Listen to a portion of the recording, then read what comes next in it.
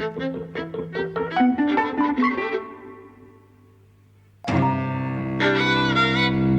and welcome to Eavesdropping at the Movies. I'm Mike. And I'm Jose. We saw Darkest Hour. Yes, we saw it yesterday.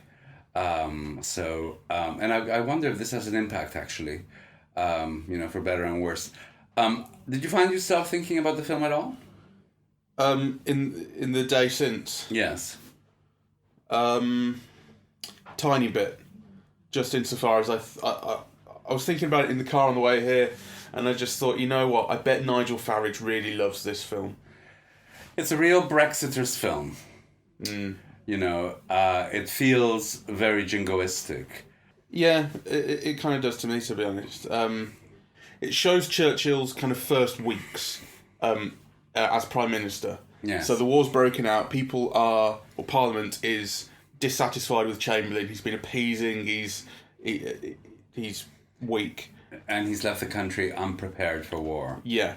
And so he's pressured into resigning, and everyone says, well, Halifax should take over, and Halifax says, no, I don't want to do it. So the only person who's going to be able to get a coalition that will get the whole Parliament behind him is Churchill, and no one really likes him, certainly not in his own party. So the film basically portrays this as a sort of, he is the right man for the job, but no one really agrees with that right now. He has to fight his way into being accepted. Let's clarify that a bit, because actually it's not in his own party that people don't like him. You get the sense that it's in his government, and his government is a coalition government. Yeah, okay. So it's made up of people who are not inside his party, thus the whole white handkerchief signaling of whether to approve or applaud or not. But in general, that's right?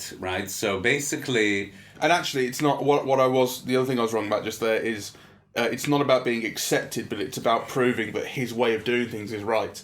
There's this large sort of impetus to make a deal with Hitler, that he'll leave us alone. If we'll give him continental Europe and he'll leave us alone, then we can make a deal of that sort. And Churchill's whole thing is, you've got to fight this. Yes. There's no way. It's a line from the trailer actually, which is quite a good line. You can't reason with a tiger when your head is in his mouth. Yes, that's right. That is a good line. So I mean, I actually thought that in some ways it was very well done. I love the look of it. It feels very stark and minimalist and kind of brown, white, black. It's like, I don't know, a combination of a Rubens painting and an old photograph, right? But done very simply and starkly in a way that foregrounds people, right? So I did like that very much, actually. I loved the look of it. And I adore Kristin Scott Thomas' performance of Clementine Churchill. I thought, she was wonderful. I mean, she's got this incredibly lithe body for her age, yet she looks her age, yet, she's extremely elegant, and also kind of very loving. And I thought the relationship between her and Winston Churchill was wonderful. And she stood out for me because I thought, well, Gary Oldman is wonderful as well in his own way, but he's obviously wearing so much makeup, right, and prosthetics that, he's building a performance with externals. Whereas her, it seemed just so simple and elegant and transparent, right? She really makes an impression out of very little, really. Whereas, of course, he's the central character. So, but I love them both, actually. And of course, you pointed out to me that the king was played by Ben Mendelsohn, whom I thought was one marvellous, really, and unrecognizable. Mendelsohn, what I remember him most as, really, is like stick-thin drug addicts, really. So he's got a heft in this role, right? Which actually one doesn't normally associate with the king. I was very happy to see the king depicted as a person of substance and not just, some wobbly kind of not too bright person, who just got out of Churchill's way. I think he might. I think Ben Mendelsohn's probably been in more stuff than you remember. I'm just going to have a quick look and see, because it's. Although I know what you mean, he was certainly a kind of wiry mad drug addict in Killing Them Softly. Yes. Which is probably what you mainly remember him from. He's great in that, but also The Place Beyond the Pines. The Place Beyond the Pines, he plays a similar character. Yeah. The Dark Knight Rises, Starred Up. He's the dad in Starred Up. Right. Who is a criminal, but not a kind of drug-addled... Well, but the look is kind of the same, really. I've seen Starred Up as well. He's in Exodus, Gods and Kings, which is a great film, but no one admits it. He's in loads of stuff, but he's more... He's got a lot more variety. In other words, it wasn't a surprise for me to see him portraying the king in this way, because I didn't come with the bag with the sort of... I didn't have the impression from beforehand that, well, he's just this sort of guy. Okay, well, as you know, I just didn't even recognise him. You know? Well, yeah. I thought he was very good. And he's not in £200 of makeup. He is just Ben Mendelsohn. Yeah, and actually I asked you who was Ben Mendelsohn? You saw the credit at the end, and I said, it's the king. Right. Oh, really? Exactly. Yeah. So I didn't recognise him until the credits Names came out. and faces you can't remember now. No, I'm very good with faces. That's kind of my only anchor. I know I'm not getting dementia because... kind of my ideas are shaped and I recognise faces. Yeah. I think Gary Oldman is very good. I think you and I both have a slightly shaky relationship with him. We're not sure. I don't like him. Well, yeah. So let's be clear. I like him more than you do, but yes. he's just one of these guys who can leave me cold sometimes, or it's like he has a kind of reputation for being a chameleon of an actor who can play just about anything or sinks into his roles. And actually, I think that is his reputation, makes you notice it more when you watch him. I find that he's often very skilled. So I think I've seen him from the very beginning, from Prick Up Your Ears and Sid and Nancy and so on. And I've rarely found him less than good, right? But I think it's a fault in an actor that you don't get people to like you. And I've never found him charming or appealing or desirable in almost anything, really. I just find him good, right? And at his best when he's playing really unappealing, characters. I think it's a lack in an actor that they can't get people to like them. That's interesting. I mean, there are actors who build their careers out of that. Really, I guess maybe that's like a defining characteristic of a character actor. Actually, people think character actors as well. They're always the second players, but I think probably the reason that they're second players is because they don't have that charisma that gets them to the top. That's not true, because people like Claude Rains or Ralph Bellamy, the second string people who played supporting parts, really, Claude Rains is the French police official in Casablanca. He's very charming and very likable, you know. So and I think it's important, particularly when playing like the least desirable, or the least appealing characters, for an actor to somehow make it appealing, or at least intriguing, or at least something that is human and you can engage with. Yeah, but that's not the same as likable. That's true, because actually Gary Oldman does do that, I was thinking of someone like Michael Shannon. Michael Shannon. I think he's the greatest American actor of the moment. I think he's an absolutely fantastic actor, but I don't think he's ever been likable. Oh, I do. He was in Mud. I fell asleep in Mud. My God, that's a great film. Well, I was tired. Yeah, well, that's no excuse. You should have stayed up. I was tired, and it was a big dark cinema, and nothing happened. It's a great film. Okay. I think I saw that like 4 or 5 times, actually. Okay. And he's very appealing in that, as like a sex kind of, maniac. Oh, I'll have to give it another go. He can be charming. There are things about Darkest Hour and with Gary Oldman's performance that I think the technique is very often on display, both with the performance and with the direction. I notice so often the camera is constantly doing this left to right or right to left tracking. That's like, it helps you you move between rooms and you follow characters as they go from room to room in this kind of underground kind of war offices.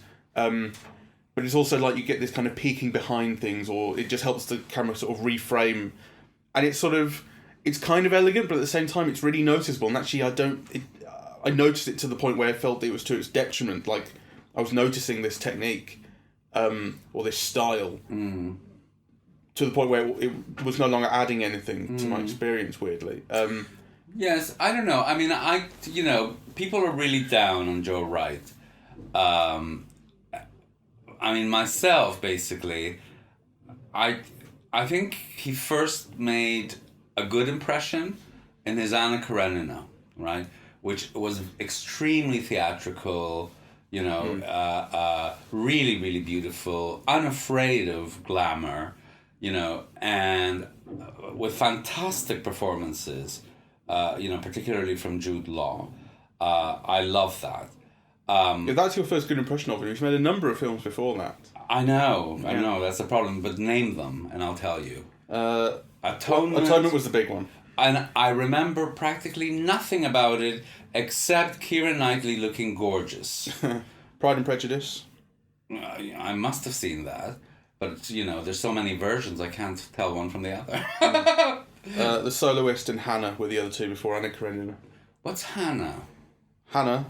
I loved Hannah. That's with Saoirse Ronan. Saoirse Ronan, yes, I love that.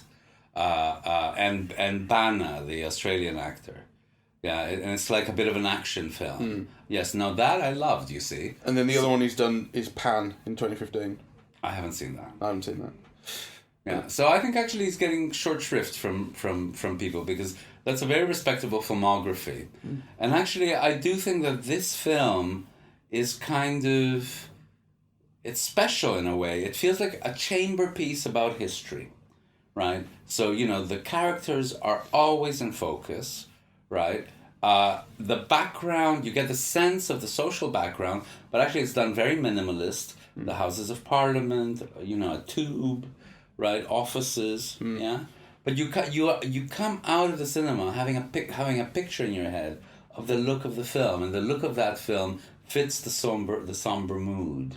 Yeah, I agree with that, and I think the narrow focus of the story, that it takes place over these very few weeks, where it's Churchill's appointment or acceptance of the post of Prime Minister up to his speech fighting on the beaches, and the film takes place over Dunkirk. Yes. That kind of narrow focus helps the film. Yeah. It's not trying to make this kind of large story. It's not the life of Churchill. It's a kind of defining few moments in the life of Churchill. Yes. And actually the war effort. I mean, you really get the feeling that this is the entire thing, the entire war, and basically future of the world hinges on whether Churchill can get people to agree with him. Yeah. That sort of thing. Yes. Like actually, whereas obviously we had Dunkirk last year, the Nolan film, which gave you this kind of life or death feeling, just the actual people on the beach and it just being about survival, which is incredibly impactful. And then this, on the other hand, basically shows you almost nothing of Dunkirk. Nothing. The battles, you get see it on a map. Yeah, you get a map and one or two kind of montagey type shots. Yeah. But it's all taking place politically, and so the feeling is very different. It's about, well, the ultimate. What it conveys is ultimately the same, which is that feeling of a life or death scenario and everything hinging on a single beach. But it's there's a different perspective on it. I think that's actually quite interesting. I mean, I bet there's a supercut. I bet you could take these two films and cut them in together and probably make like a 4-hour film that's actually quite coherent. Well, you couldn't do that because they have such different looks. I don't think they do. They're both basically everything is basically everything's really taken off. What do you think is the palette of Dunkirk? Come on, light green. Well, I would have said light blue, and grey blue. And this is all like amber and brown. But it's all washed out like Saving Private Ryan in the end of the day. They all try and make these films look like old film reels, don't they? It looks beautiful. Anyway. I mean, I think basically, you see, the only thing that really disturbed me about the film, which is a major, major reservation, is that on the one hand, it's appealing to your emotions. My emotions, at least, responded, right? Like, you're being manipulated, like the scene in the tube where Churchill goes and asks ordinary people, would you surrender? It's incredibly cheap and manipulative. But on the other hand, you find yourself responding to its jingoism. So, I agree. That was on my mind, that scene in the tube. Yeah. As I was watching it, I thought, I know what this is doing, Yeah. you bastard. And still, I was enjoying it. Actually, there is great joy in seeing Oldman's Churchill interacting with people. Yes. I think that's what kind of shows it to be a good character, is that he basically, whenever he's talking, whenever he's on screen, it's interesting. And when he's on the tube talking to... This is when I was thinking about Nigel Farage as well. I was thinking, this is what Nigel Farage wants to be. Yes. He wants to be someone who can get on the tube and talk to people and rouse them. Yes. And not have them think he's a prick. Yes. And this Churchill is, he gets on the tube and he's charming. Yes. And he's funny and he talks to people, he remembers all their names. Yes. And you go, I know what you're doing. This version of Churchill you're building. I know. I mean, but I still enjoyed it. I still enjoyed it. I would have enjoyed it more had it not been such a clearly Brexit film. It may not be. I mean, I don't know whether the filmmakers intended it or not. But it comes across as almost like a premier argument, an emotional argument for Brexit. You're constantly being talked of as an island nation. They will never, we will never surrender, like against those Europeans, and if we do, we will call on, the new countries, blah, blah, right? Which is equivalent to saying we can do business with Australia, right? Like, it's just, so like, it just makes me uncomfortable, So on the one hand, I think it's very pretty. I think the performances are wonderful. I think that kind of cheap jingoism is disturbing.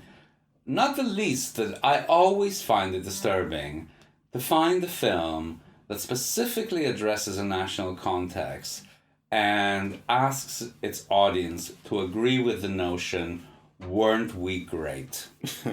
Right? That's what it's doing. I mean, I grew up with those Spanish films about the greatness of empire. They were all fascist. And, that kind of discomfort at that being bandied around is... It's something to be very suspicious of. Yes, indeed. Doug Stanhope, the comedian, has this line. He's an American comedian, and he has this line about nationalism where he says, nationalism teaches you to hate people you've never met and to take pride in achievements that you had nothing to do with. Which I think is pretty good. Exactly. And this film, I think, is along those lines. It is. More of the pride in the accomplishments than the hatred of the other people, but it does have plenty of, you just know that the Nazis are the baddies, and I mean, which they were, but yes, but nonetheless, there's a kind of uncritical sort of look. Basically, anyone who would have tried to oppose Churchill is a villain in this. Yes, I must say, that as a Canadian, I also find it incredibly upsetting and offensive when you have these films about how Britain did it alone that don't mention, Canadian and Australian contributions, really, in terms of both men and women and just money and resources, right? This idea that you did it all alone, pisses me off. But the film does, although the film, I know what you mean. And you were when we went to Europe last summer, you were whining about it, and then we got to North France, and there was just Canadian flags everywhere. Well, there you go. Then. Well, but there you go. France acknowledges it in a way that England never does. But there's a central part of this film where he's on the phone to Roosevelt in the US, and Roosevelt saying, well, we can maybe spare you a few planes if you can drag them across the border to Canada, but we've got all these acts in place that mean we can't help you out because we're neutral now. And so the film... The film is saying, no, we really did need help. Yes. Because Churchill, in fact, and the way it's shot, that Churchill is isolated in basically this phone booth almost, and there are huge black borders off to the side. It isolates him completely. But still, the main reading of the film is that you did do it alone. So, kind of Roosevelt helped a little bit, right? Though he couldn't, though his hands were tied, but, he did what he could. And what he did is he made planes available across the Canadian border so they could be brought to Canada by horses. But the overall impression of the film is that, this darkest hour is kind of one that, Britain got through on its own. And it's just simply not true. And it pisses me off. And it pisses me off because it goes back into this jingoism. So you did it alone and you're proud of having done it alone. And A, it's just not true. And B, kind of firing that kind of jingoism, on a basis of incorrect facts is also dangerous. Yeah, that's fair enough. Did Churchill ever get a tube in real life? A tube train? Did this ever happen? How? The fact that there is something so clearly fabricated, unless I am really wrong and this tube scene is related to real life. Real life. Yeah, I doubt it did, right? Yes. But the fact that there is something so clearly fabricated, I think, is damaging actually to the film insofar as it's portraying itself as a historical drama, not a historical fantasy. I mean, I remember my friend Sam really hated Inglourious Bastards, the Tarantino film about World War II, because he said this is all just silly. Like, they didn't have these band of people and Hitler didn't die and what's all this. And I said, well, but the start of the film, the first thing you see in that film is the phrase "once upon a time in Nazi occupied France," and it turns out that my friend had missed that. He walked in 5 seconds too late. And when I told him that, he was like, oh, okay, that's fine, I get it now. It's a fantasy. I think that in Darkest Hour, you're being shown stuff which is clearly invented just to try and rouse the passions and sell something about Churchill and about the British character. But in the context of something which is supposed to be historically accurate, or you would imagine is trying to be historically accurate, I think that damages the rest of it. Yeah.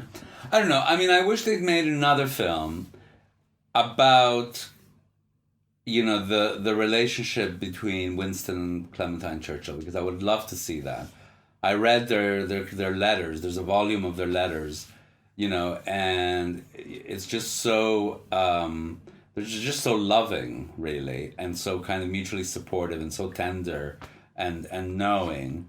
And I think the interplay between Gary Oldman and Kristin Scott Thomas really captured Thomas. Really captured that, and to me it's kind of like the strength of the film, right?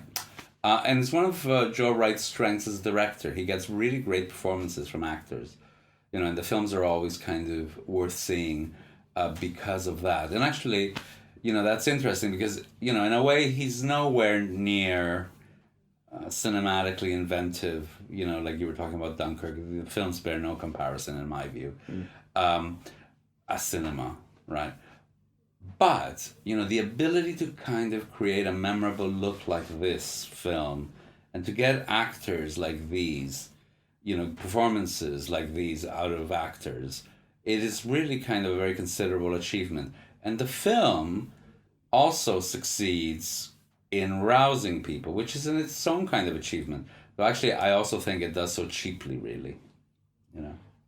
Well, cheaply, I found that the end was not rousing at all, where it really should have been. The end is the where he's giving the "Fight Them on the Beaches" speech, and you think that this is the film. I mean, it's actually that speech is undercut in Dunkirk brilliantly. You think a film like this would be one where it's trying to build up the passions, and I think it is. It's saying, we'll fight them on the beaches, and Churchill is great, and we're going to win this bloody thing. And everyone's waving the papers and supporting him in Parliament. And I'm going, why does this feel so flat? I don't know. I'd be curious, because I do know what you mean.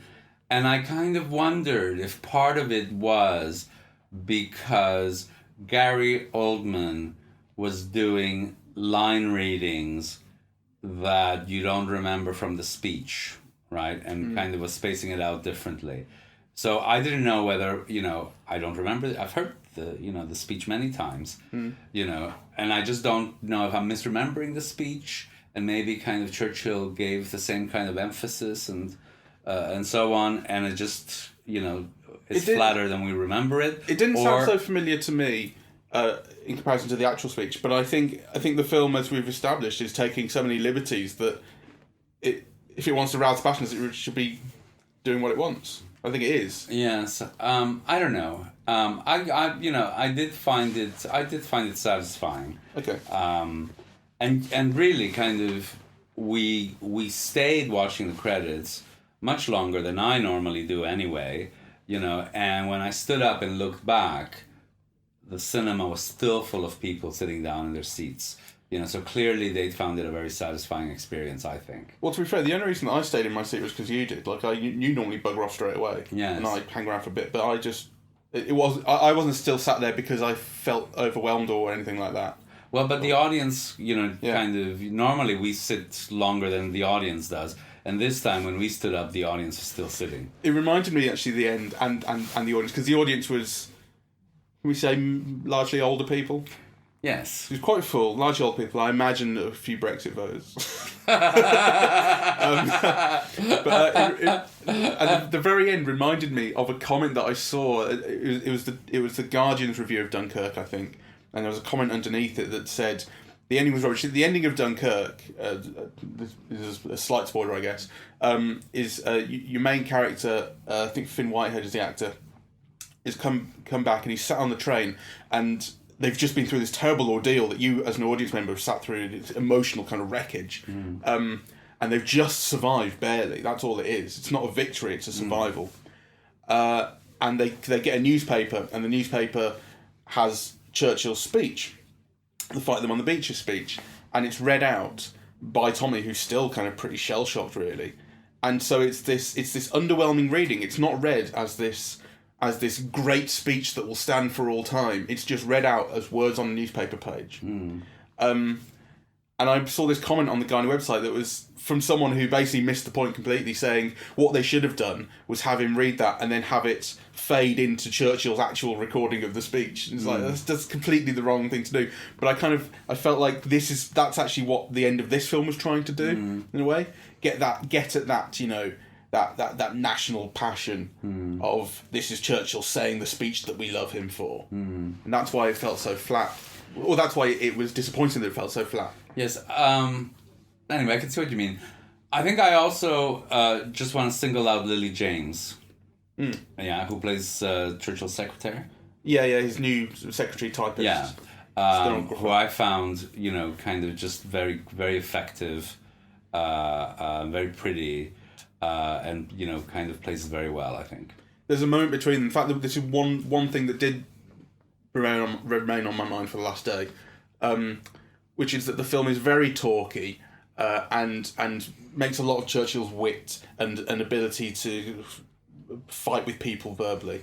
And there's a moment where he's dictating a letter or memorandum or speech to his secretary, and it's just the two of them in the room, in these war rooms underground, and he just starts becoming kind of overwhelmed with the stress and mumbling to himself and imagining things, and she stops taking dictation because he's just mumbling to himself, and then he's kind of, the whole film basically slows down at this point and becomes sort of insular, and it's just between these two they've had a relationship up to this point, but she's just his employee. He sees this photo on a desk and it's of her brother, and he's died at Dunkirk in the past week or so, and he just sits down and there's a moment between them, and through all their makeup their eyes connect, and no one says anything, and the film holds it for a really long time, and that I found really touching. Yes, I think that's a wonderful moment. Yes, I think so too. And it's in contrast with everything else in the film because the rest of the film is so active.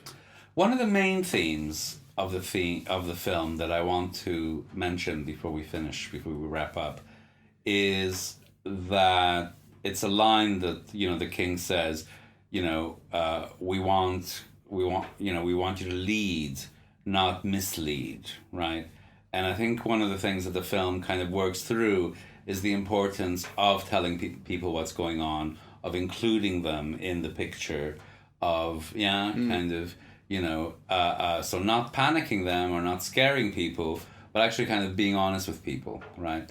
And I thought that in its way was also kind of very timely, and also maybe a message that's in tension with, the emotional appeal of the film that feels very Brexity. I think ultimately it's a film that I actually did enjoy, sort of despite myself at times. Like, I could see what it was doing and I could see the cogs turning. But there are genuinely good things about it, such as you say, Joe Wright gets very good performances out of his actors, and that the film is based largely on seeing these characters interact in interesting ways. I think that and talk. That's a strength.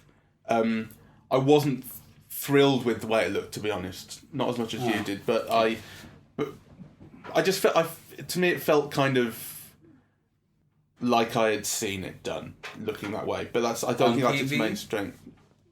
No, not on TV. In film, I just it didn't surprise me, really. It felt appropriate, but it didn't kind of thrill me or surprise me the way it looked. But I love the way it looked. But then I also was thinking, like, imagine if like Tom Hooper had done this. It would have been fucking awful. So, at least Joe Wright can like use a shot where it's appropriate. Do you know what I mean? So I don't really have anything against that, and I think you picked out some interesting things about the strengths of his direction. But yeah, it's interesting. Like I think it's an enjoyable film. It's a film I could watch twice. I wouldn't go back to cinema to see it again, but I could watch it on TV, and I think that the way that the scenes are written and the characters interact it captured me. And I could watch it again, sort of despite myself and despite knowing what's going on underneath the surface and finding that a little bit distasteful. It's nice to see Kristin Scott Thomas in a British film again. Well, we saw her in The Party. That's true, which I hated. But she tends to work in French cinema, and actually, I think she is really glorious as Clementine Churchill. Some people just prefer Paris, don't they? All right, so on that note, I think kind of, we recommend it, really. With reservations. Yeah, guardedly recommend it. Right.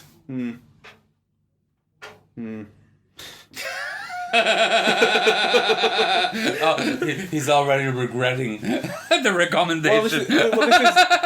This is one of those. I feel like this is one of those where I had a worse time in the cinema than I'm having now. Do you know what I mean? Remember when we saw like Home Again and a few films where it's like I had such an awful time in the cinema, but then talking about them I was like, oh, this is quite good. Well, I had a good time. I think this is a little bit like that, but I did enjoy it, and I did enjoy seeing Gary Oldman in all that makeup, being kind of charismatic and brash and centre of attention and that sort of thing. So there are pleasures in this film.